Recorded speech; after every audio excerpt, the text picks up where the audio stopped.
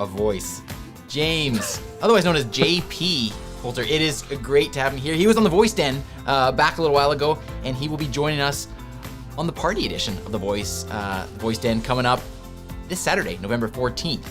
So we're going to chat about all the stuff that he is doing. It's a pleasure to bring him on, and our co-host, Ian Utile. Let's bring these guys on. I was going to say good morning. Is it good afternoon? It's good evening where you are, JP. It's Truman Show land here. It's good evening. So I think good afternoon, good evening, and good night. I'll take any one of them. Sounds good. It's 7:30 in the evening in London. I don't know what time it is in the US and in Canada, but cheers to all of you. I feel like whenever I appear on Teri's shows, I always have a drink in my hand, which does not reflect my usual state, but good to see you all anyway. Thanks for joining us. I'm not sure if that's a good reputation or bad reputation, but I'll take it.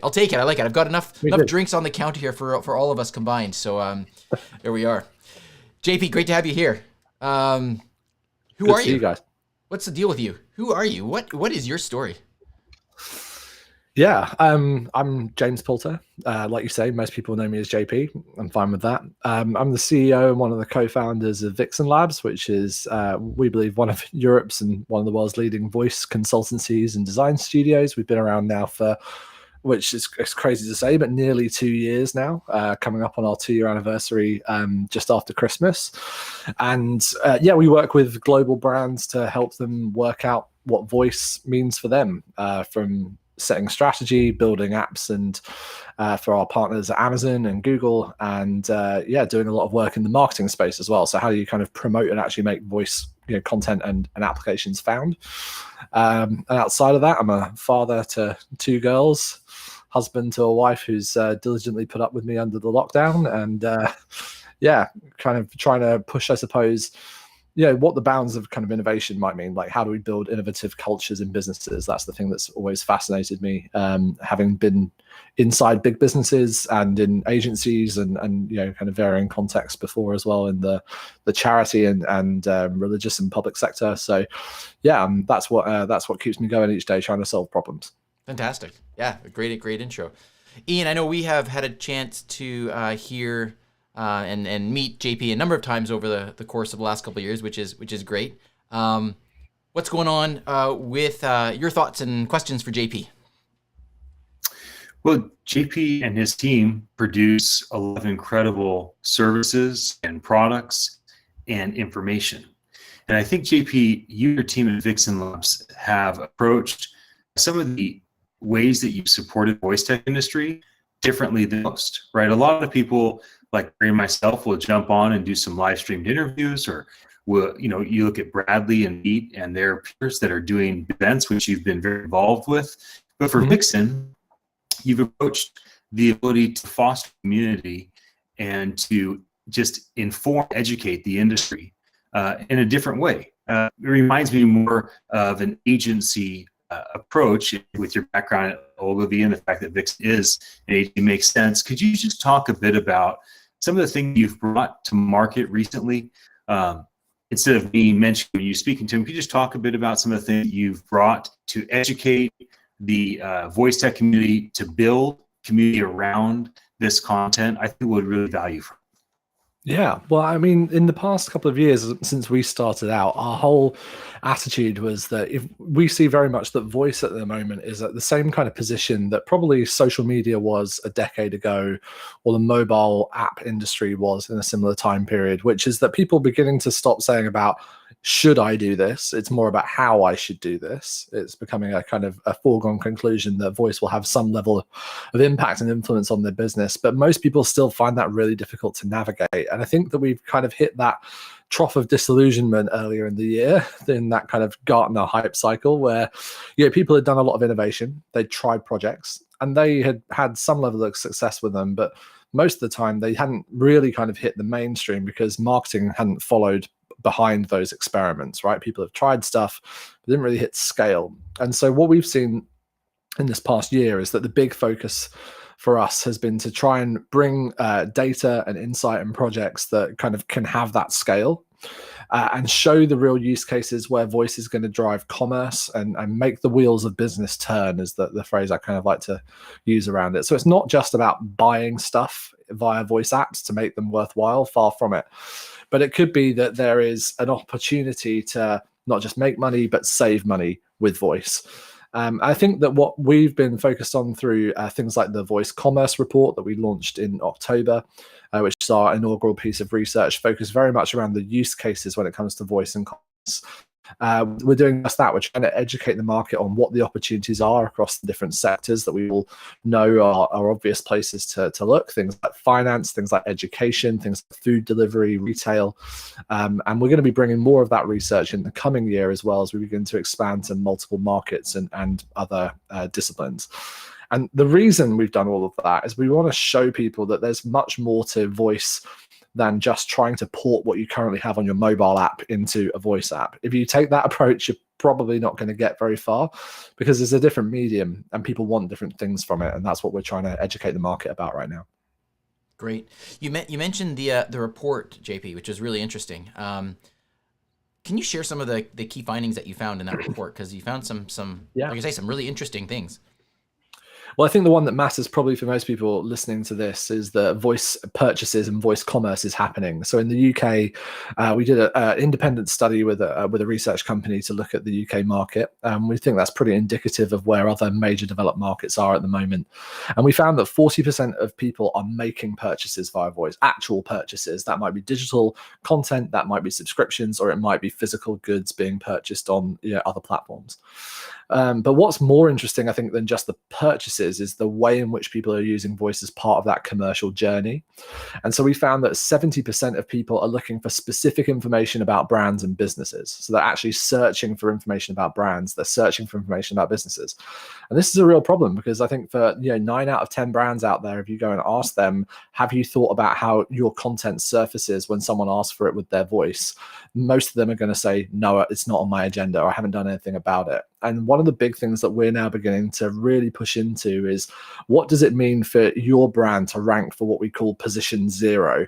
That single result that Google is going to read out, that single result that Alexa is going to read out, because you're not getting the 10 blue links and that opportunity to advertise at the top of that list.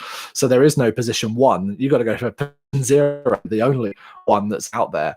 And we're seeing, from our data, brands and businesses, that's what people are looking for information about. Everything from opening times to stock availability to location information, to like preference data. So things like, what's the best credit card for me, or what's the best hamburger I can buy in my local area. Those types of use cases are the types of things people are asking their smart speakers, or asking Google Assistant or Siri on their phone, and increasingly in the car and in their headphones. And as that all moves that direction, we need brands to wake up to there's a ton of ways of answering that question. We can probably get into what some of those are, but that needs to become not just something to think about at some point in the future. That's a core problem. It's happening now. It's already here. Great.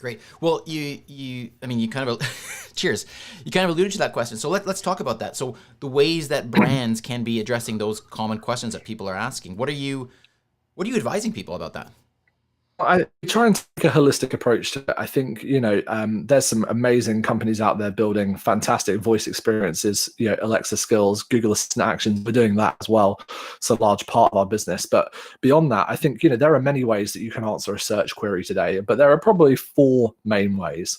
One, if someone's asking a search query on a voice device, or in a text manner or chat manner on Google Assistant on their phone, for example, you're either going to get a SERP, right, a search engine results page, 10 blue links, or more likely now, as Assistant basically takes over Google search, you're going to get a position 0 result. You're going to get the Assistant to read something to you. And that's going to come from somewhere like a piece of content.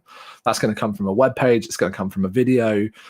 It might be coming from a directory service like IMDb or Wikipedia or some other knowledge place. And those are things that you can influence. That search result page, we've known how to influence that for a long time. That position 0 result can now also be influenced through a number of means. Optimizing your content, optimizing your web pages, and implementing some of the kind of custom frameworks that are out there from Google now for things like FAQs, how-tos, recipes, podcasts, and others. So those are kind of the three ways. And the fourth is then obviously custom answers, so custom applications. And that's when you get into the more conversational actions and Google, Google Actions and Alexa skills, which can go that degree further of helping people answer that question. But it's not any more just about build a skill or build an action. There are many ways of answering that question. And the big thing for us when we're talking to businesses is to say, well, what is the most helpful way of answering that question for your user? Because that's the thing people are going to want to do. Just because you can build it doesn't mean you should. And more often than not, people want these quick answers, particularly as you begin to think about these emerging use cases of on your head when you're walking down the street, or if you're in the queue at a drive-through, or if you're driving down the motorway. You don't necessarily have the concentration to do a multi-turn conversational experience. You want to get the answer and move on. And if you are a brand and you own that answer, then you need to be optimizing that wherever it exists. It can't just be build an action. Those are some great tips. It's really interesting to hear that. So you've got to really be thinking about it up front when you're putting your content out there if you want to be, absolutely, like you say, position zero. That's a really good, I like that concept, position zero. It's not position one. I really like that. One of the other things that I know came up in the report, which I find interesting, and maybe to get your comments on, are the demographics, like the number of parents specifically. Yeah. Why did you break things down in that way? And maybe just some comments on that. Well, we asked when we asked our panel of respondents, we asked them, are you single? Are you living with someone else? Are you a house on multiple occupancy? Do you have kids under certain age ranges? Are you an empty nester, or are you kind of an older person who's had them fly the coop? And so we asked that across all of the questions. But one of the things we found when we looked at the data was that on all categories of voice commerce, whether that's searching for brand information, making purchases, ordering food, or things like listening to an audiobook, all of so really from discovery through to consumption, right? And purchase somewhere in the middle, parents and families over-index in all of those categories. And I think a large part of that's been driven obviously by the pandemic. People are looking for more things to get done, but it's also, we all have kids here as three dads of multiple children, like you are looking for things to make things easier and get things done. And I think, wherever you are in the world, I think that's pretty much true. And people are looking to voice devices to help them do that. 60% of people in the survey said that they are looking to automate tasks in their daily life with voice.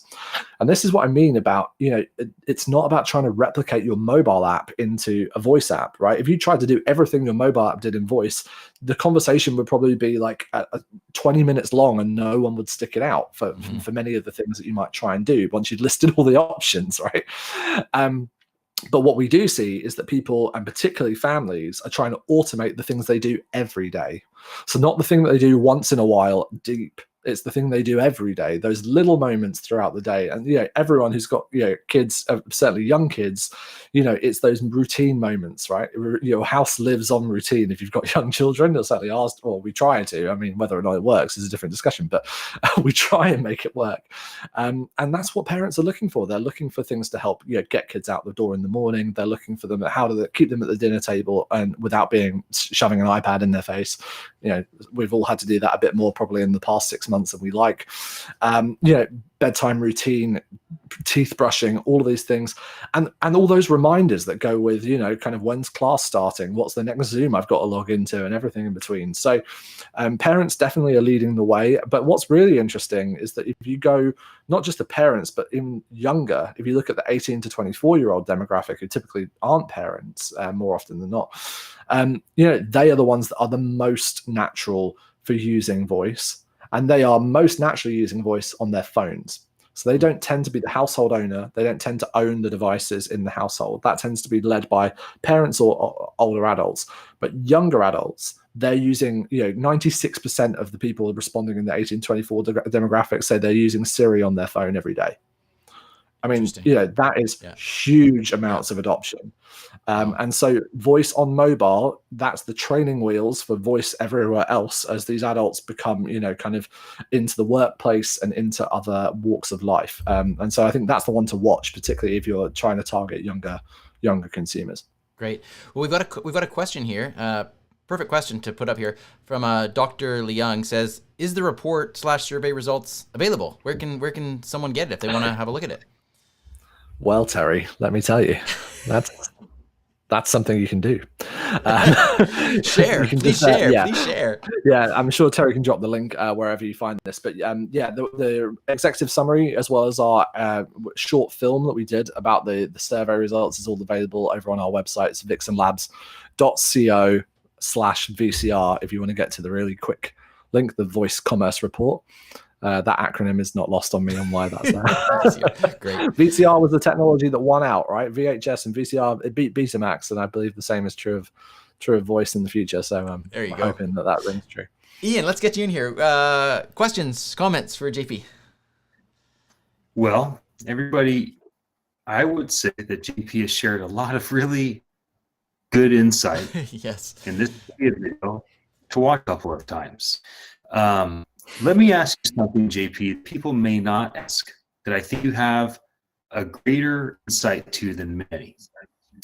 I think that a individual, like independent person, might come to you and your team at Vixen and say, hey, listen, I don't have a lot of money. I value what Vixen could do. I value what Rain Agency could do, right? There's other, so this is a kind of a question for agencies. And they say, I don't have a lot of money. I have 5 figures. I have $10,000 or something very small to do strategy. Where you have a global 1,000 company, a Fortune 500 company come to you and say, now this would be wonderful if they did, hey, we have a 7-figure strategy just to figure out what we're going to do for voice.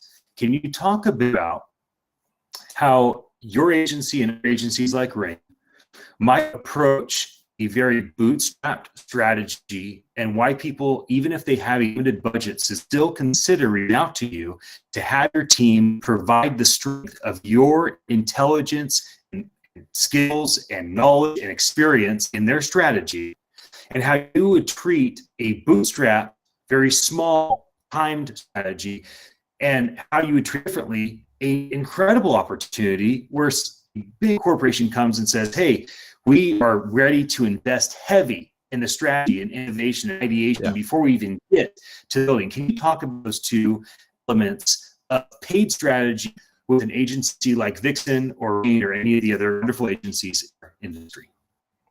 Yeah, absolutely. I mean, the root cause is still ultimately the same, right? No matter how much money you've got to throw at something, with more money, you can do more research. With more money, you can do more testing, you can build more things, and you can tackle more of the problems that people want solving for your business. But it all still comes back to understanding who consumers are, what they want, what their daily routines, habits, and rituals look like, and where voice as a technology and conversation is the most appropriate way of getting that done, right?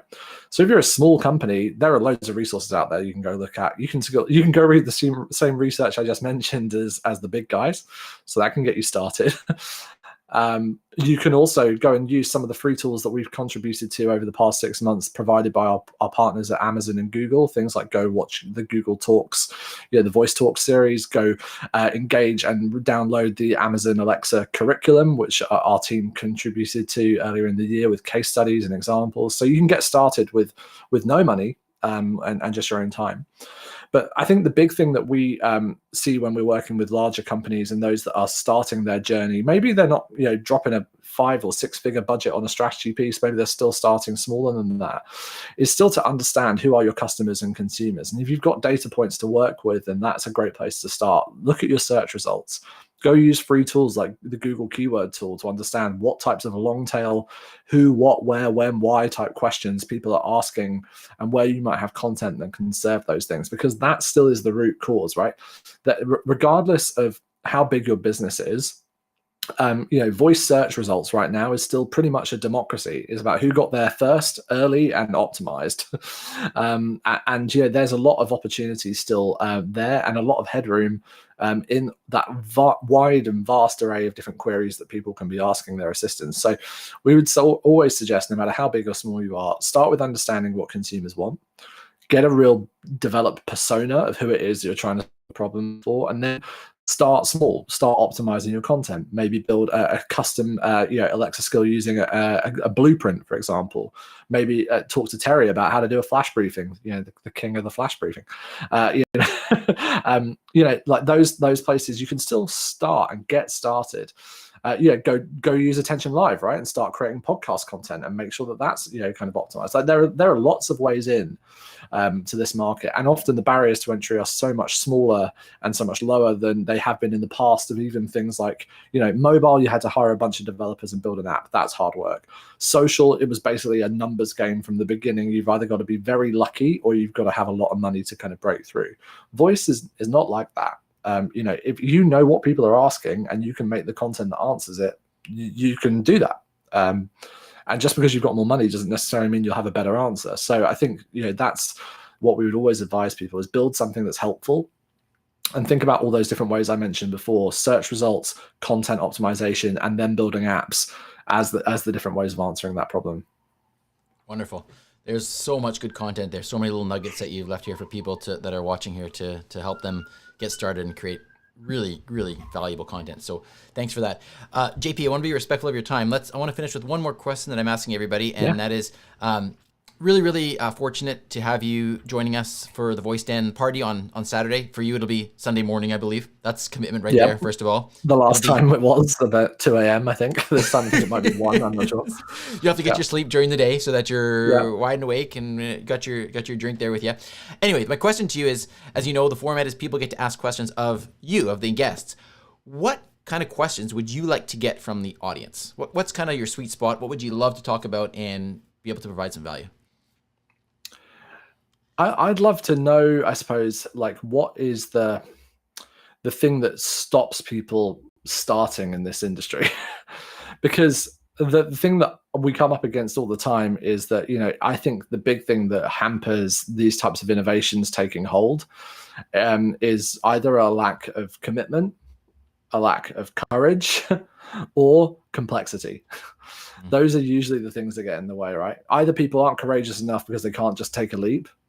Either they aren't committed enough to see it through when it doesn't work the first time, or they overcomplicate things. They make it too complex too early on. So I want to know, like, if you've not started yet, why? That's an interesting discussion. I think the more we understand that, then the better we can, kind of help build answers for people and build those strategies for people that will actually make it work.